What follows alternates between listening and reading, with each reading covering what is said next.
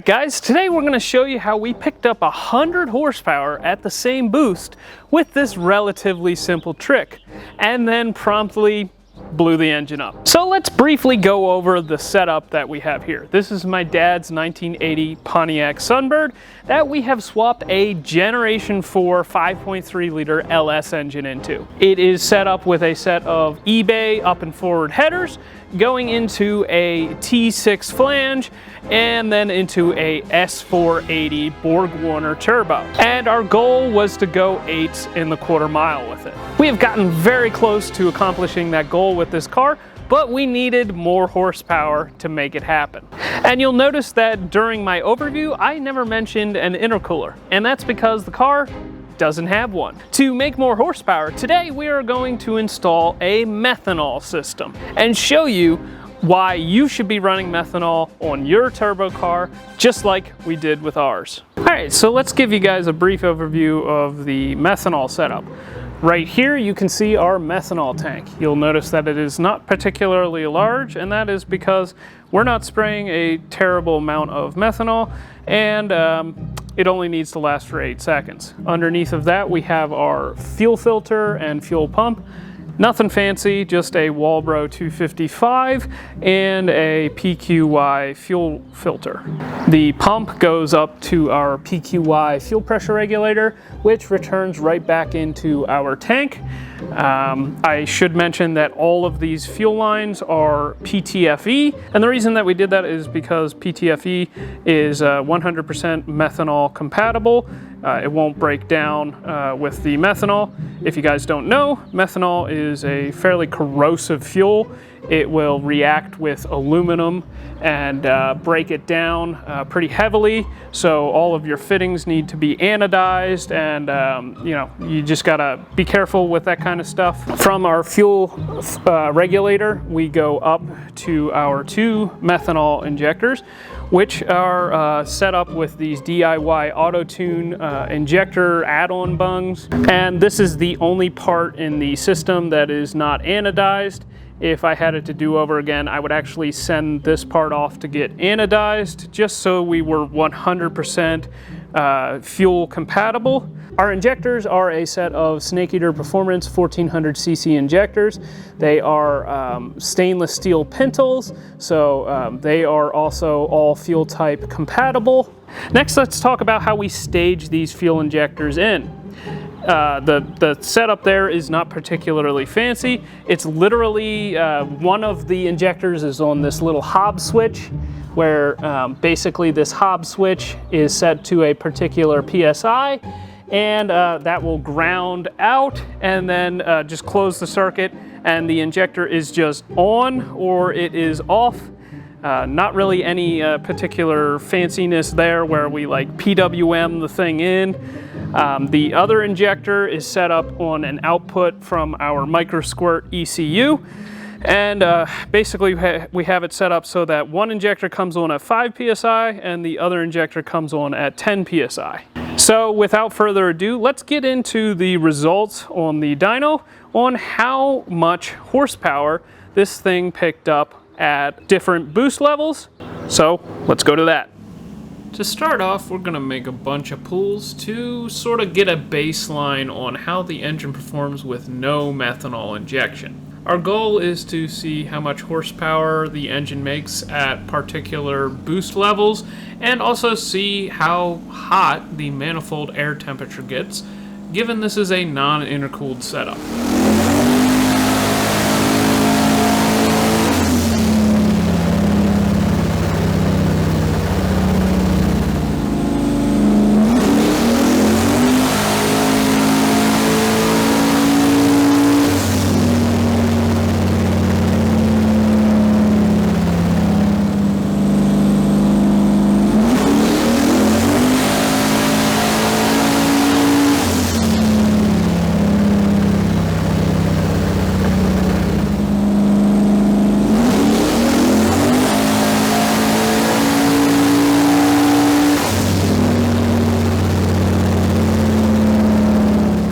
Next, it's time to throw some methanol at the car. Now, right off the bat, you guys are going to notice that I don't have any data overlays for these pools, and that's because the data that I took for this was stolen with my computer and my Studebaker and my truck. So, sorry I can't provide that for you guys. Now, right off the bat, I want to talk about how much fuel I had to pull out of the primary injectors since we are now enriching the engine with methanol. With those two injectors in the charge pipe. I had to go from 78% duty cycle at 15 pounds of boost, and I had to reduce the primary injectors all the way down to like 60%.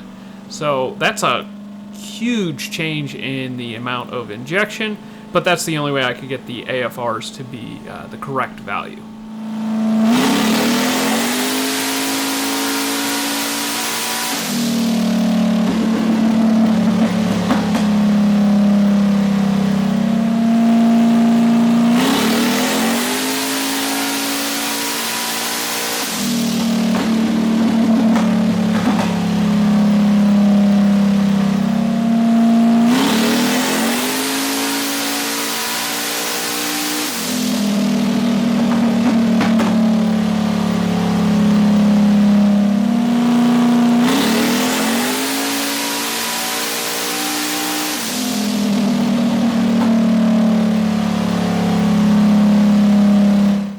Next, I'm going to show you the horsepower versus boost for methanol versus no methanol. In blue here we have no methanol, and in orange here we have with methanol. As you can see, there is a notable gain in horsepower, right around 60 to 70 horsepower, but what you will notice here in orange is there is a pretty sharp increase here at the end. And what that sharp increase is actually an increase of ignition timing. And you can see that the gap between these 2 points is almost 100 horsepower. So clearly, there is massive gains with methanol injection. Additionally, if we look at the manifold air temperature versus boost, in blue we have no methanol, and in orange again we have methanol, and you can see there is a massive reduction in the charge air temperature. Now, this isn't a perfect number, as there might be some liquid droplets that are getting onto the manifold air temperature sensor, but regardless, you're going to see a massive drop by injecting methanol. Overall, I was blown away with the amount of power that could be had with a very simple methanol setup.